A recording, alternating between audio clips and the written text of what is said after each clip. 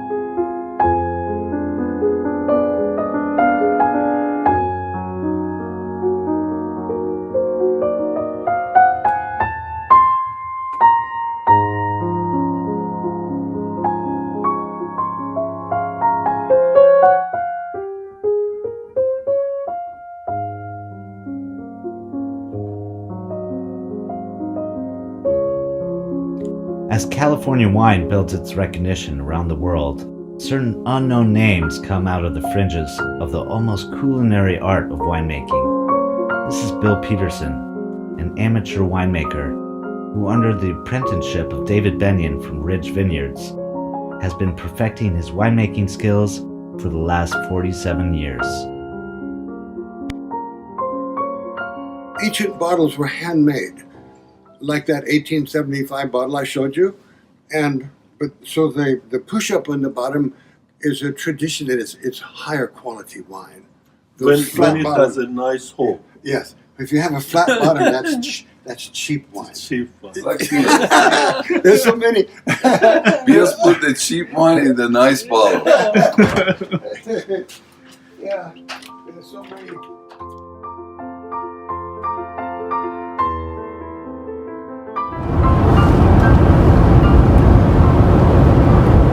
So did she like our food or? Oh, Bijan. No, seriously, I want to know their opinion too. She loved every single minute she was there. good. She I'm was glad very. she liked it. Thank you for inviting me. No, that's no problem. I just want to know. Yeah, that's the first time I ever did that. I said, Bijan, I want to ask a big favor of you.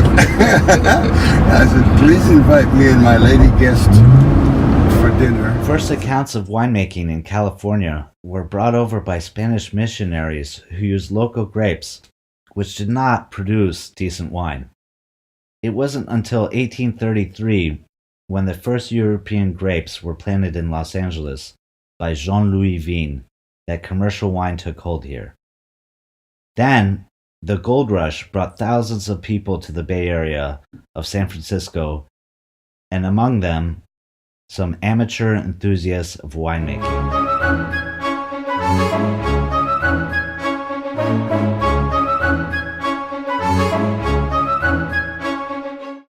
In 1885, a medical doctor bought land in Montebello, the north side of Santa Cruz Mountains, and created a vineyard. Many years later, a philosopher and engineer at the Stanford Research Institute had a long-term romantic dream of producing his own wine, and after finding the perfect place to do it, he founded Ridge Vineyards. I was born in Kearney, Nebraska, and was raised in Ames, Iowa, till I was old enough to go in the Navy. And when I got out of the Navy, I decided to settle here. To cover more about your life, you were in the Navy Yes. during the Korean War. Yes, went in January 10, 1950, got out in 55, had a temporary job as a meat cutter, and then I went in the fire department in 57 in Menlo Fire, worked for 30 years, and I've been retired now 31.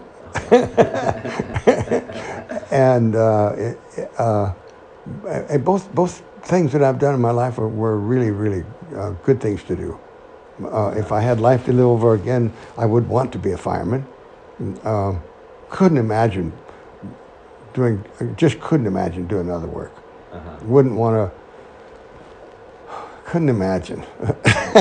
It's even a bad thought. But other people have to do these other things to keep this world going round. But I think being a fireman was the right thing to do for me, for sure. What about your first wine making experience?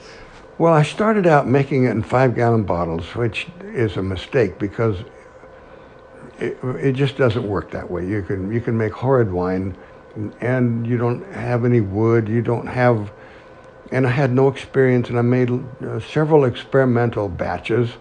But when I met Dave Bennion, he was the original winemaker at Ridge. But when he stepped down from that, he became the president of Ridge Winery.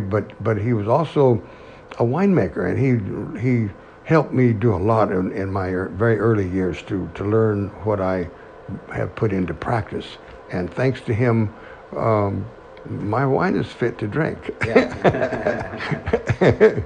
He's one of the founders of Ridge Vineyards, I believe. Yes. He started, but he was before at the Stanford Research Right, Institute? SRI. He and Dave, let me see, Hugh Crane and Charlie Rosen were the three who started Ridge Winery.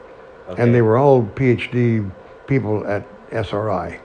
And Dave gave up the position there to run the winery. And eventually a Japanese pharmaceutical company bought it. And so they all, they turned their stock into money, which shouldn't make anybody too unhappy.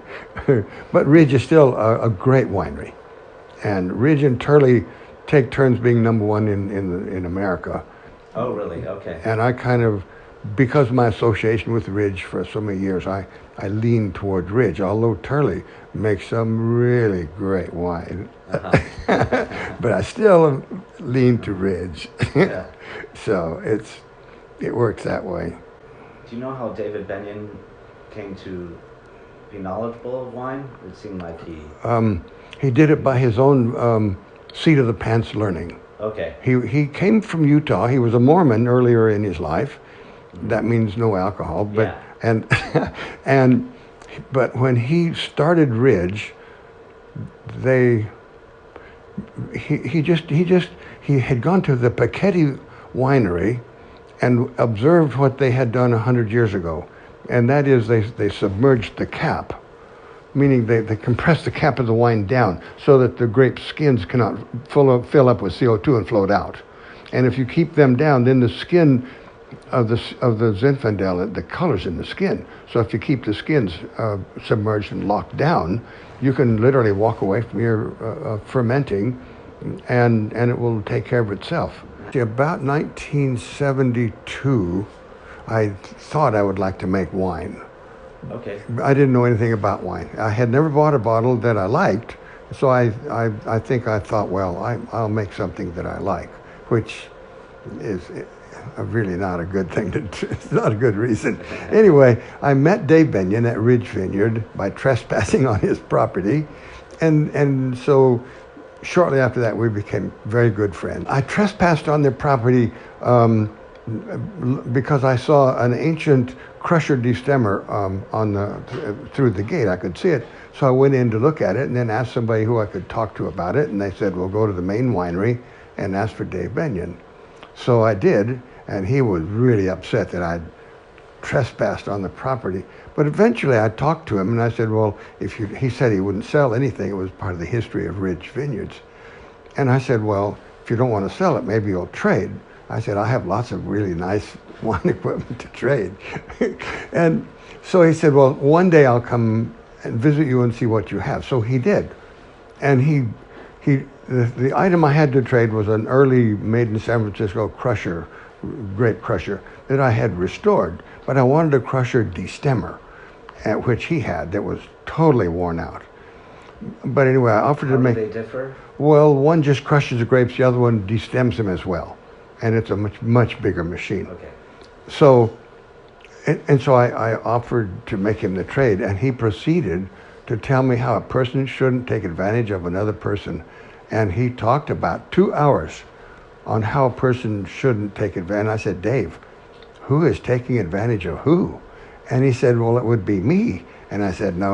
I said, I can fix things and make things. You're not taking advantage of me. I'd like to have your old machine that's really literally worn out. Okay. So Where do you get your grapes from? I get my grapes at Benito Ducey in Paso Robles. And Dave Benyon took me there about 47 years ago because Ridge gets their grapes there as well as other places. But one of their best labels is Paso Robles Infidel. And so Benito has been selling me the grapes for 47 years. Mm-hmm. and they're really, really good, great grapes. It's Infidel, right? Yes. Yeah. And that's just what you produce now? I've made many other kinds, but I like Zinfandel, and so that's what I only make that now. And the government has has made a new law that you can have club members. Okay. And club members are legally allowed to help you. They're allowed to reimburse you, so I can make, I don't think there's a limit to what I could make. But then those who are my club members help, and then they reimburse me my expenses, and they take away some of the wine. Lots of wine. Okay. And so, and it's fun to make it by the ton. I wouldn't want to do a small batch.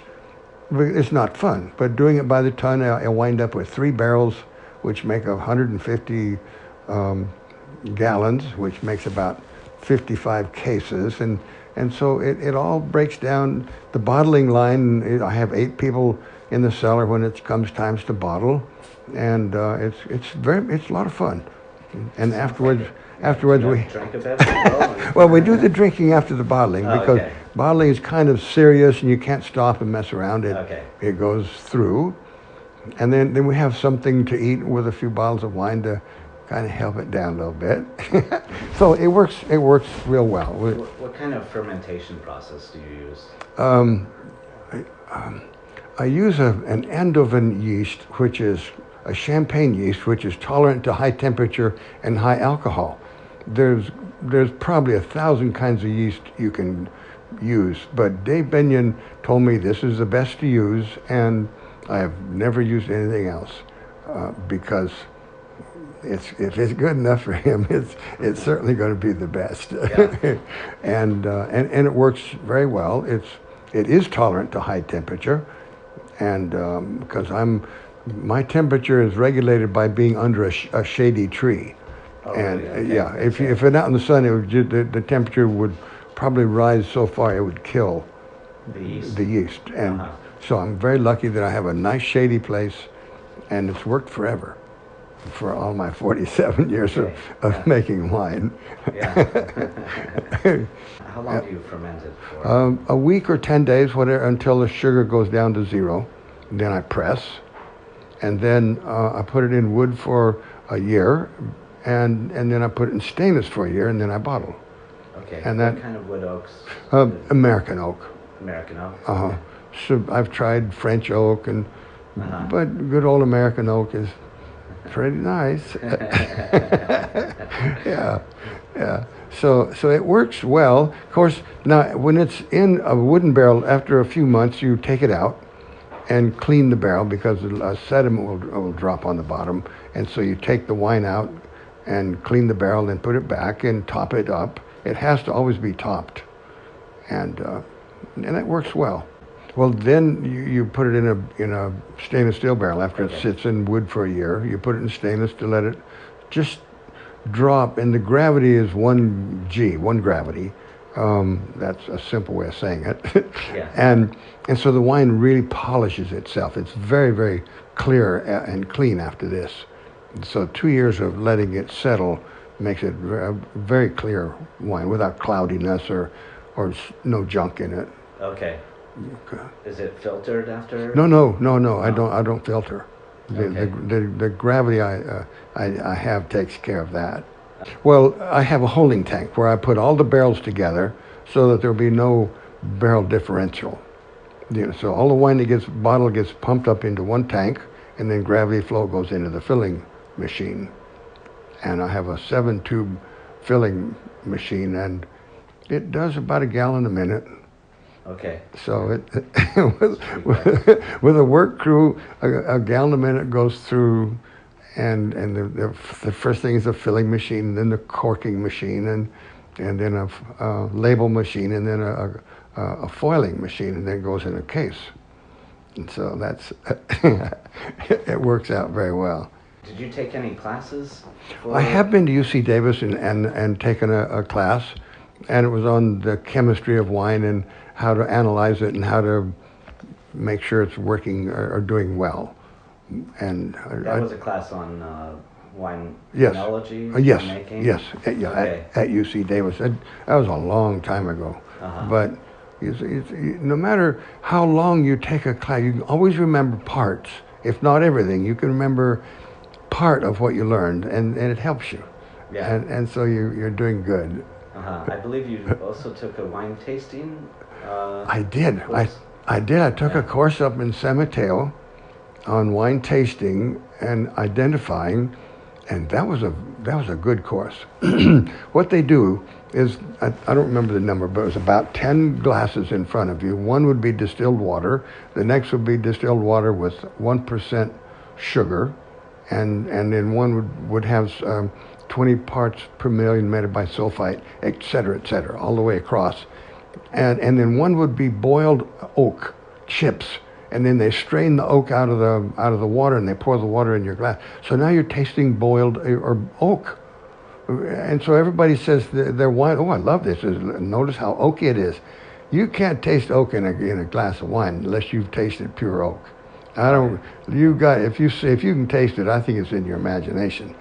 But once you identify it and taste pure oak, then when you taste it in wine, you can tell when you don't want it, because you can tell when there's too much.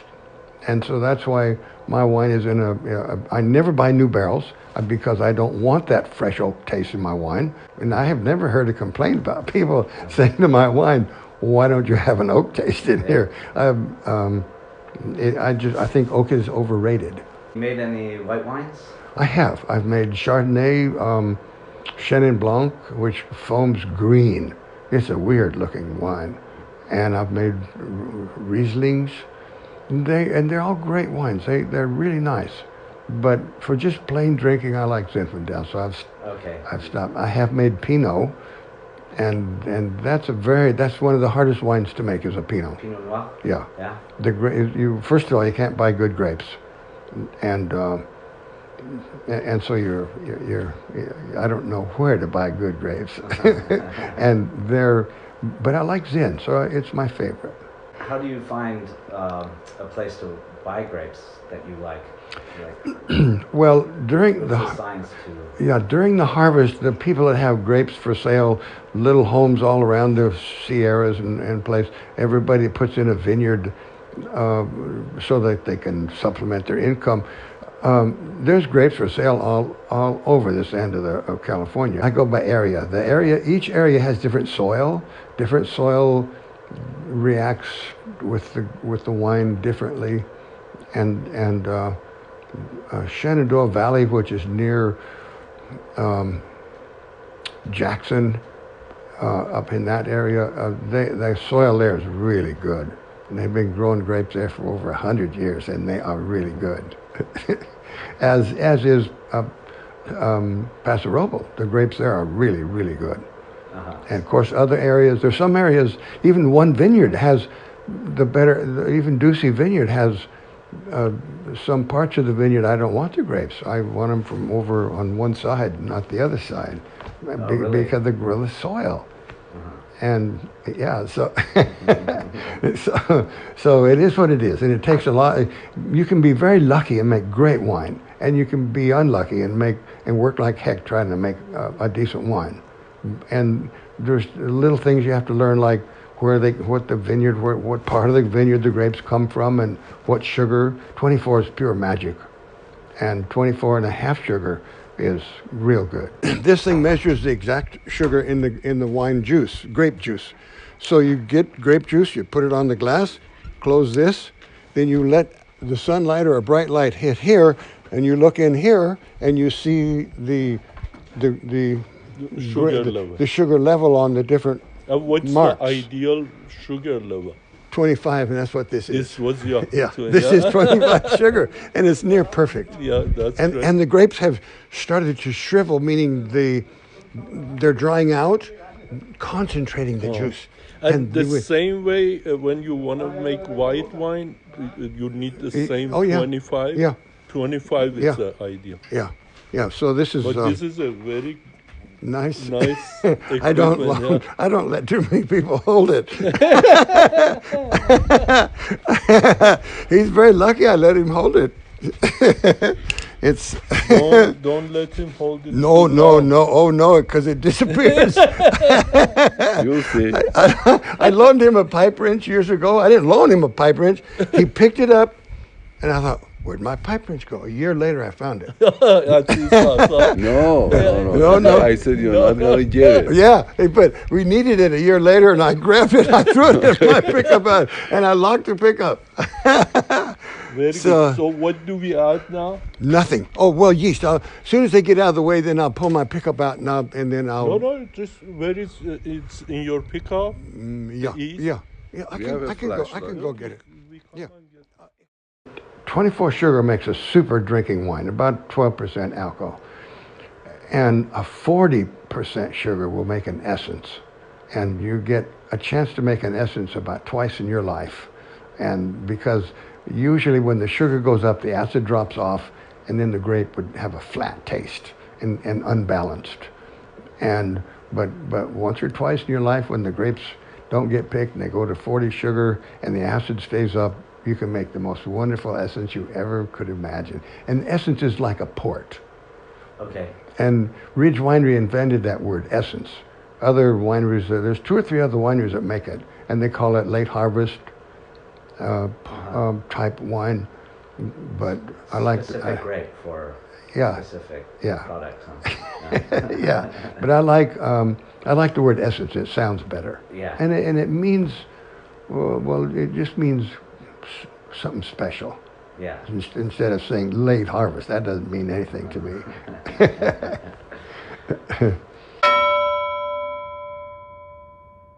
I got to know Bill kind of randomly.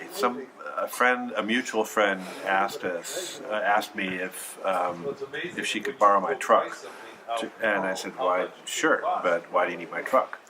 And she said to go pick up some grapes, and that's how I got to know Bill. I show up at his house, and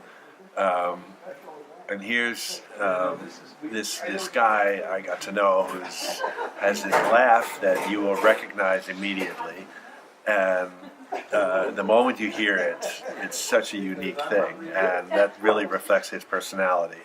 And he knew everything about making Zinfandel. Over the last 15 or so years, he's taught me a lot of that, but not just about Zinfandel, but also about how to take apart a pump or maintain an engine, and he'll get this giggle and when he discovers that regardless of what you've learned in school, you don't know this, and he loves it, and then he'll teach you something that you never learned how to do, like how to cut a piece of steel or how to maintain a piece of equipment or fix an engine or make wine. And I've spent 15 years learning how to make wine from him, and I'm still learning things, and it's pretty amazing. Have you had any troubles making wine? In failures? 01, there was some contamination. We never found out where it came from, but we had just spent several $1,000s for a ton of grapes, and it immediately started smelling not unlike a sewer pipe. And overnight it developed a brown, thick mess on the top. And so I scooped all that off, and I took metabisulfite real strong, and I cleaned the inside of the tank down to this liquid, and I put enough yeast in this for 20,000 gallons of wine. And then I got a big CO2 tank, and I let it hiss in over the top of this so that no oxygen is on top of my wine. And And that fermented for 3 weeks. The longest ferment I ever had, the old one. And I thought, well, I don't know if we've saved these grapes because that stuff literally smelled like sewage. And so it was thick. It was like a half inch of nasty brown rubberized nasty. And so after 3 weeks, we pressed it and we put it in the cellar, and we're all kind of like, this stuff is, we'll taste it a long time from now. And a month later, when we actually got around to tasting it, one of my tasters almost jumped out of her shoes. It was phenomenal. It's one of the best wines I ever made. Really? But we never knew what the problem was. But this is where you need a tank of CO2. And with a regulator on it, so that you can let the CO2 just hiss over the top of the grapes. And I might have used 2 or 3 of those real tall cylinders during this fermenting time, because I didn't want it to backlash into that nasty brown stuff. But it turned out to be a superb wine. Did you save any bottles, or? Oh, they're long gone. They're long gone. that was 01. Holy cow. But so I was able and I think Dave Bennion had told me, when you have this kind of problem, you do this, and when you have this kind of problem, he must have talked to me, 100 hours approximately on do this and don't do that. And I was so lucky to learn a lot from him and from the experience that I did. I was very, very lucky. I met him at the right time in his life, when he'd sort of stepped down from being the winemaker, but he made as many as 6 different batches in my cellar, and they were experimental for the knowledge of Ridge Winery. But we did 6 different batches one year, and I mislabeled 2 of them, a Pinot and a Petit Syrah. I mislabeled them in the barrel, and so when Dave came to taste them, he said, "Bill, this is wrong." And I thought, "Oh, baloney, can't be wrong." So he took 2 samples out of the cellar and said, "Now tell me what these are." And I told him what they were, and he said, "Right."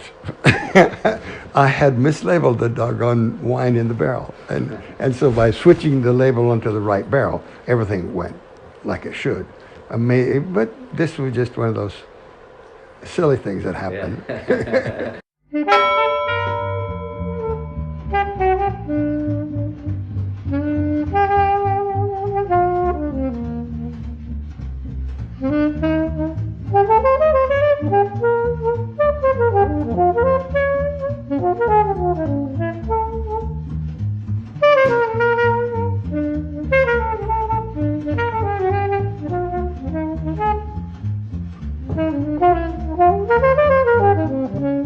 Thank you.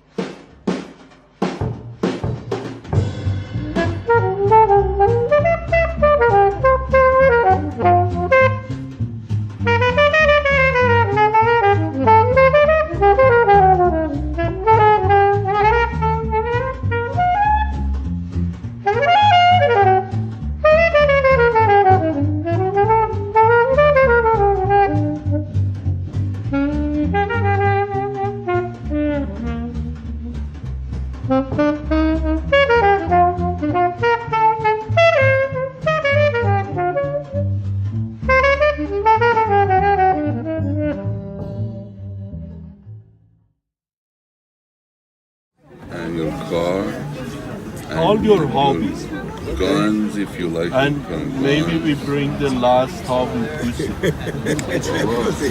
I like that. Like you like that? I like that.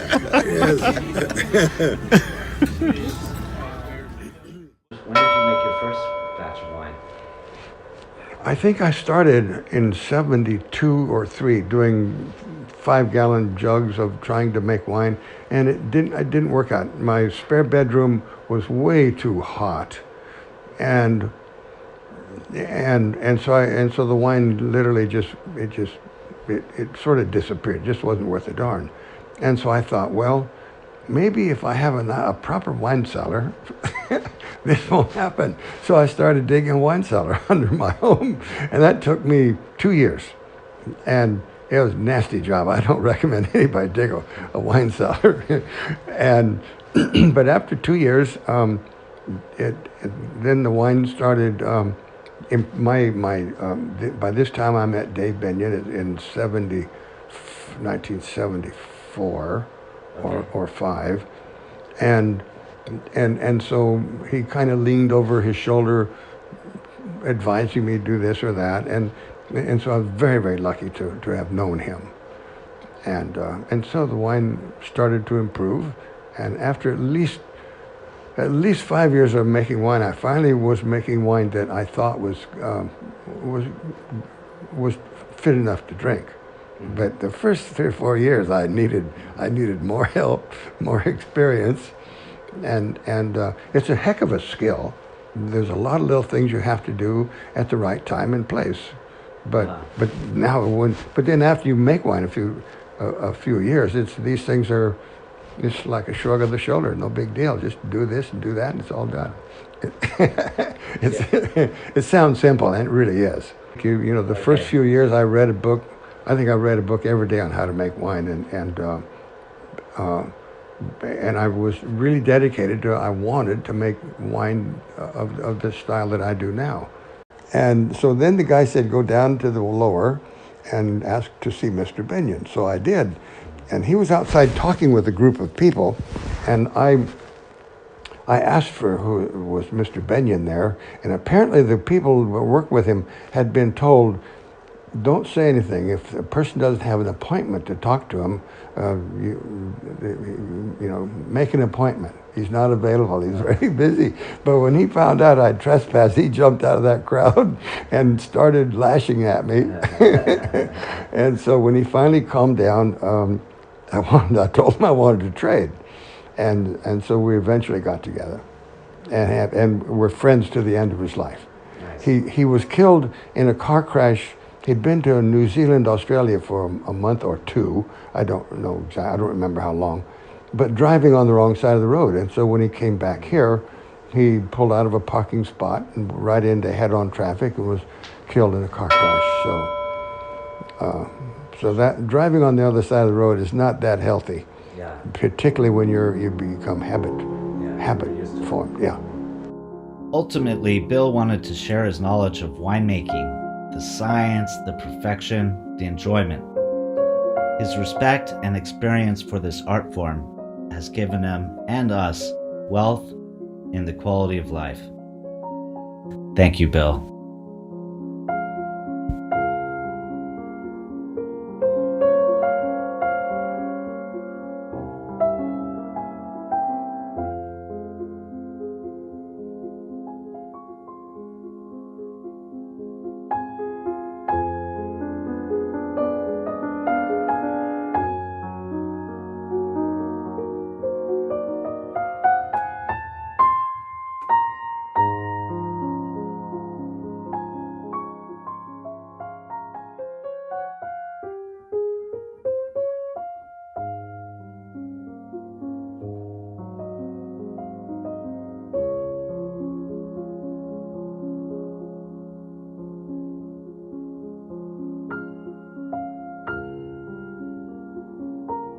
All right, Bill, thank you very much.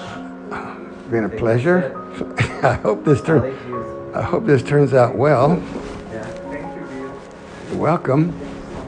Okay, so are we all done? Yeah. when you guys coming over and we'll be casual and open a bottle of Essence That sounds fantastic. and say, fuck it. I just remember you got women here. But she's like, God damn it. Don't help me, I'm only 88. I'm only 88. Still and got a strong goddamn- handshake. Thank you, man.